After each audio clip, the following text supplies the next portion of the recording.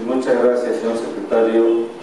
Doctor Andino, usted conoce entonces las condiciones para crear esta audiencia. Le informo que a partir de este momento dispone usted de hasta 15 minutos para exponer sobre los 3 tópicos solicitados. Muchas gracias, señor presidente, señora vocal, señor vocal, medios de prensa y comunicación, señoras y señores. Me quiero referir primeramente a lo que el país, a lo que el colectivo y lo que la sociedad quiere escuchar sobre la justicia. Justicia es un principio jurídico universal de dar a cada quien lo que en derecho se merece. Eso lo dijo Aristóteles hace mucho tiempo. La historia de la humanidad ha buscado siempre la interpretación y la calificación del verdadero concepto de la justicia. Solo recordemos un pasaje de la Biblia del rey Salomón y nosotros veremos lo que fue la justicia. Hacia dónde nos lleva la trascendencia del pensamiento humano al tomar una decisión sabia y honesta. El Estado ecuatoriano, a partir de la democratización de 1978 y las sucesivas reformas constitucionales, incluyendo la de 1998, no pudo alcanzar la independencia entre las funciones, incluida la administración de justicia, que permanentemente ha venido siendo secuestrada por grupos oligárquicos y antagónicos de poder. Con la Carta de Montecristi se busca el nuevo equilibrio entre los estados, entre las funciones, en el marco del Estado constitucional de derechos y justicia, y sobre todo para el fortalecimiento de las libertades, de la democracia, por cierto, de la independencia de la función judicial y también de la administración de justicia ordinaria, de la justicia constitucional y, por cierto, de la justicia electoral. Este nuevo sistema de justicia garantista de los derechos de las personas, de los derechos políticos de los y las ecuatorianas, de la supremacía de la Constitución, persigue, y es la finalidad, la dignidad de las personas, el suma causa y el buen vivir. Es así que principalmente los artículos 1, 75, 76, 11, 167 a 171 definen a lo que es la administración de justicia como una función del Estado que da a los ciudadanos y a las ciudadanas un servicio público, pero este servicio público tiene que ser eficiente, tiene que ser autónomo, tiene que ser imparcial, independiente para todas y todos los ecuatorianos.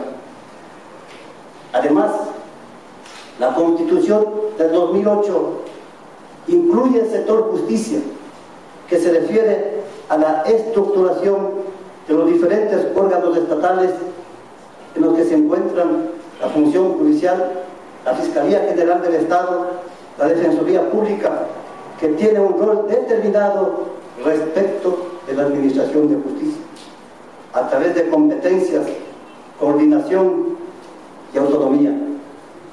Para la función judicial es relevante el papel del Consejo de la Judicatura como órgano de gobierno administrativo, de control y de disciplina. La base y fundamento para el funcionamiento del Estado constitucional de derechos y justicia está en el conocimiento de las y los ecuatorianos que debemos tener, que debe construir la Biblia de todos los ecuatorianos.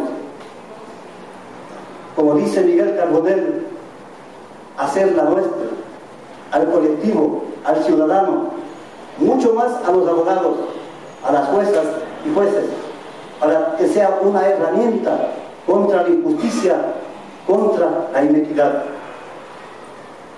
En este contexto, la norma suprema advierte el cambio de paradigma del nuevo Estado, al declarar que el Ecuador es un Estado constitucional de derechos y justicia. Se deja en claro que se ha transitado del principio de legalidad al principio de constitucionalidad. Con ello, un nuevo concepto para el juez garantista, es de ser garantista de los derechos humanos de las personas. Pero este juez debe actuar con una innovada dinámica jurisprudencial y un activismo judicial. Otro elemento que cataloga la administración de justicia es el artículo 167 de la Carta, que declara expresamente que la potestad de administrar justicia emana del pueblo y se la ejerce por los demás órganos que establece la Constitución, lo que equivale a reconocer la fuente de legitimación popular de la justicia y misión constitucional para todas y todos. Este principio ha sido acogido por el Código Orgánico de la Función Judicial en el artículo 138, cuando habla que los jueces, al expedir los fallos, utilizarán esta fórmula: administrando justicia en nombre del pueblo soberano del Ecuador y por autoridad de la Constitución y las leyes de la República. Este principio lo he formulado yo en que cada decisión judicial tiene dos elementos fundamentales. Uno, el poder de administrar justicia pertenece y emana del pueblo ecuatoriano. Dos, que el sustento de los derechos de las personas no es únicamente la ley, sino la Constitución de la República.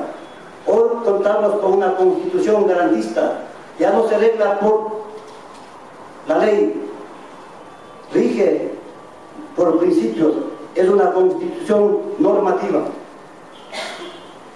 Conviene indicar que el nuevo siglo en nuestro país exigen un papel renovado de servidoras y servidores judiciales, principalmente desde el ejercicio de la jurisdicción, para ser capaces de asumir los nuevos retos y complejidades del nuevo sistema, basados en la creatividad, en el activismo judicial, pero más que todo en la responsabilidad y en el amor con que hagamos el trabajo como servidores y servidoras judiciales.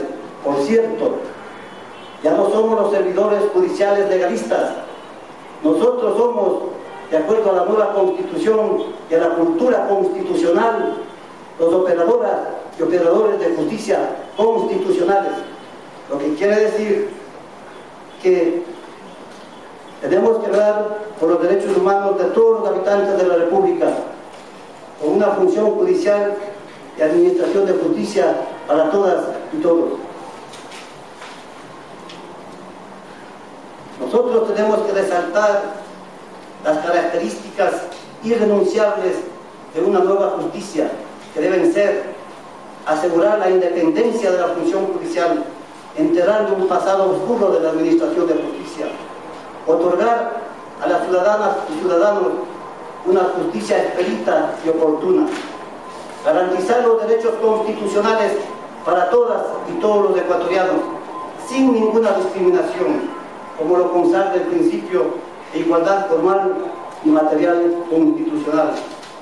Así nosotros podemos contribuir a una sociedad más justa, equitativa y social. Por cierto, que los jueces tenemos que obrar con equidad.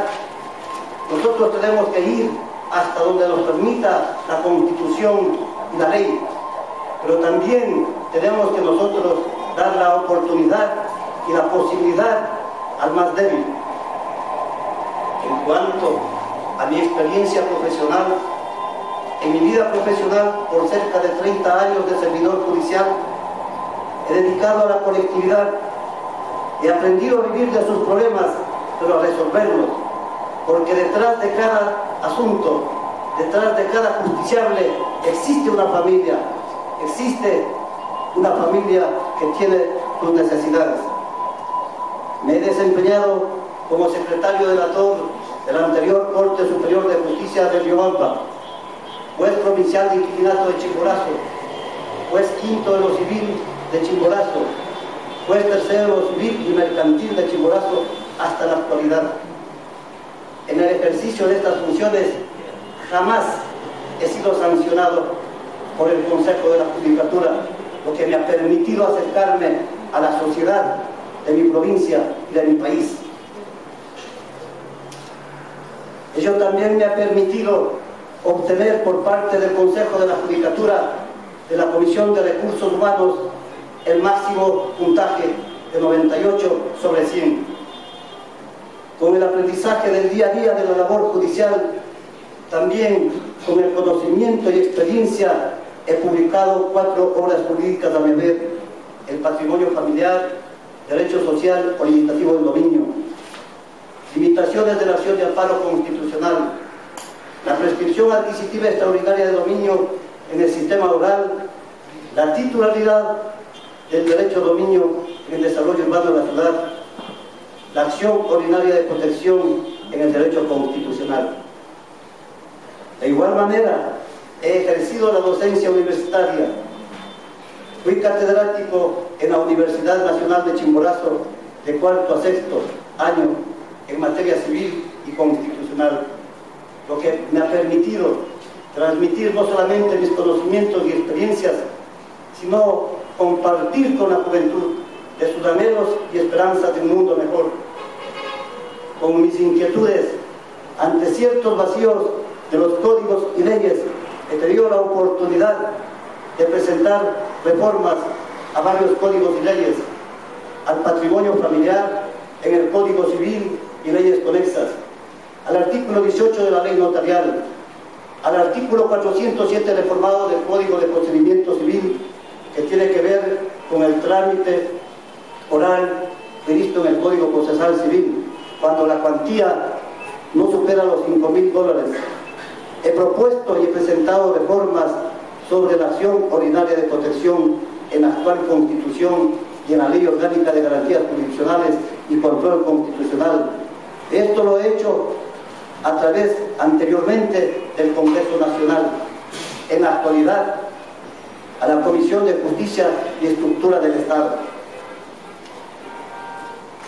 Mi aspiración del cargo de juez de la Corte Nacional de Justicia lo considero una aspiración legítima, por responsabilidad con mi país, para devolver algo de lo que el Estado me ha entregado, porque considero que mi experiencia, mis conocimientos, por cerca de 30 años de servidor judicial, y porque mi familia considera que tengo los conocimientos para seguir sirviendo, para mejorar la administración de justicia, me he presentado a este concurso nacional en el que se ve la equidad, que es un principio constitucional y que efectivamente se está aplicando con la participación efectiva de hombres y mujeres. Por eso creo firmemente, y como he manifestado en algunas de mis obras jurídicas, que el abogado, pero más que todo el juez, tiene que elevar el pensamiento intelectual, pero más que todo moral, y redimir la administración de justicia hacia el más débil. Por todo lo expuesto, considero que operadoras y operadores de justicia, con estos nuevos cambios, tenemos que aplicar la ley, respetar la Constitución por sobre todo, respetando los derechos humanos de todos los habitantes de la República, y construir un Ecuador democrático y soberano para todas y todos los ecuatorianos. Muchas gracias. Gracias a usted, doctor Andino. Consulta de parte de los locales. Doctor Andino, buenas tardes. ¿Cuáles cree usted que deberían ser las innovaciones que La nueva Corte Nacional de Justicia, particularmente la Sala Civil, debe introducir a la jurisprudencia para que el derecho civil ecuatoriano pueda insertarse en el siglo XXI. Decía yo hace un momento que nosotros tenemos que actuar con total independencia, asegurar la independencia con imparcialidad, para dejar atrás ese pasado oscuro de la administración de justicia. Yo soy un judicial de carrera de 30 años y por el hecho de tener un hermano que es asambleísta, de manera alguna se puede pensar que esa independencia, que esa imparcialidad de alguna manera se vea sesgada. Este conocimiento, este trajinar de 30 años me permite presentarme. El Consejo de la Judicatura así lo ha calificado. Esa es la hoja de vida que me ha dado de no haber sido sancionado jamás. Nosotros tenemos que innovar los precedentes jurisprudenciales con la nueva doctrina constitucional. Nos encontramos con un Estado constitucional de derechos y justicia que pasó del estado de legalidad al de constitucionalidad. Por tanto, ya no es la aplicación de la ley. Hoy tenemos una constitución garantista de aplicación inmediata. Garantizar los derechos constitucionales para todas y todos los ecuatorianos a través de fallos, pero que esos fallos sean la vertiente de la verdadera razón. Nosotros en casación tenemos que renovar la jurisprudencia basados en los fallos de triple reiteración, apegados estrictamente a lo que manda la Constitución, la doctrina y la jurisprudencia.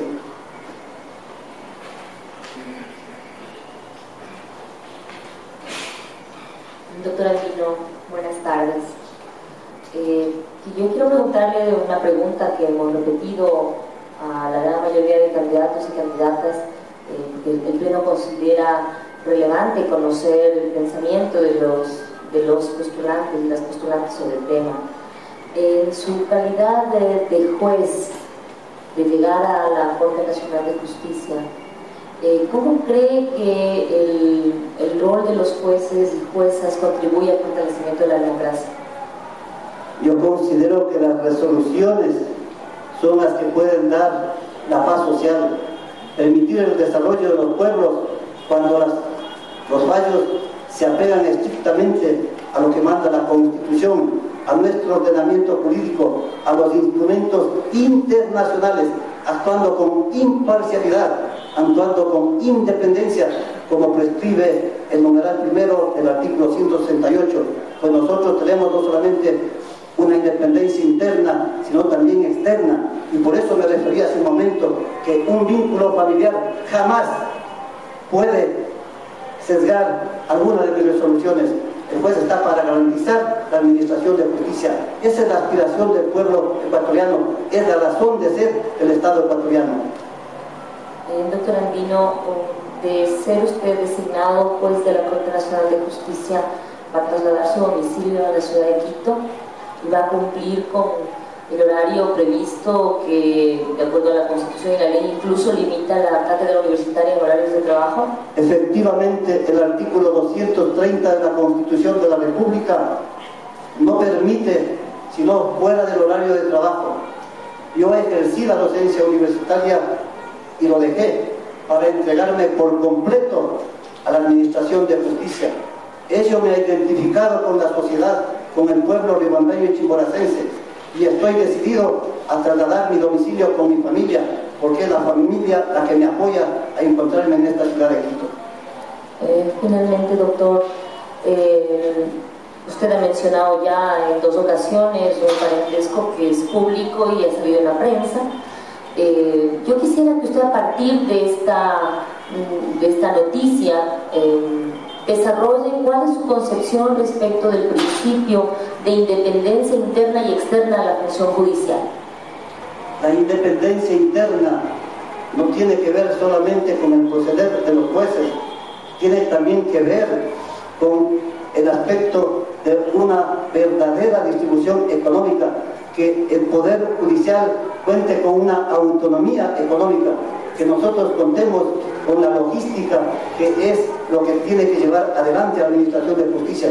Tenemos que nosotros, con esta independencia interna, con imparcialidad, como mencionaba, tratando de no sesgar nuestras actuaciones, otorgando a los ecuatorianos el principio de igualdad formal y material constitucional. ¿Alguna de sus sentencias llegó a la Corte Suprema de Justicia? ¿Alguna fue casada? He tenido la suerte y la oportunidad de que muchas de las sentencias que se han resuelto en la judicatura, hablo de la última, en el juzgado tercero civil y mercantil de Chimborazo, han sido casadas, y he tenido la posibilidad, y consta en la hoja de vida, el 99.99 de mis resoluciones han sido confirmadas, no se ha casado las sentencias. Eso me ha permitido por parte del Consejo de la Judicatura que se califique de 98 sobre 100 el puntaje de mi accionar durante de casi 30 años de servidor judicial. Finalmente, quiero preguntarle, ¿cuáles cree usted que deben ser las condiciones mínimas que debe considerar una sentencia del más alto Tribunal de Justicia Ordinaria en su competencia de Corte de Casación para identificar la razonabilidad de la sentencia que es puesta en conocimiento del juez o jueza de Corte Nacional? Como nosotros conocemos, el Tribunal de Casación resuelve los procesos que sufren por casación, por revisión, por hecho y por fuero, pero fundamentalmente tiene que tener las características de la motivación, de la aplicación estricta de la Constitución, no de la ley. Nosotros no tenemos que entrar a la valoración de la prueba, no se trata de un tribunal de tercera instancia, sino que tenemos que ver que se cumpla lo que manda la ley de casación. Por cierto, la Corte Nacional tiene la posibilidad de presentar proyectos para mejorar las leyes, porque la ley de casación, que lo que nosotros conocemos, realmente ha dado algunos problemas, y eso es lo que también ha permitido para que se presenten muchos recursos de casación. Sí, su respuesta me lleva a una última pregunta, doctor Andino. Si bien una Corte de Casación lo que tiene que hacer es analizar la posible falta o errónea aplicación de la ley, y en ese sentido no entrar a valorar la prueba, ¿no cree usted que al menos debería entrar a considerar la coherencia de la valoración de la prueba? Nosotros, como manda la ley de casación, lo que tiene que el juez nacional es ver realmente si se ha pegado al ordenamiento jurídico. Nosotros, si es que procede o no la nulidad de ese proceso. Los casos de casación que establece el artículo 3 es lo que precisamente debe ver el juez, y no necesariamente de la prueba. Gracias, doctor.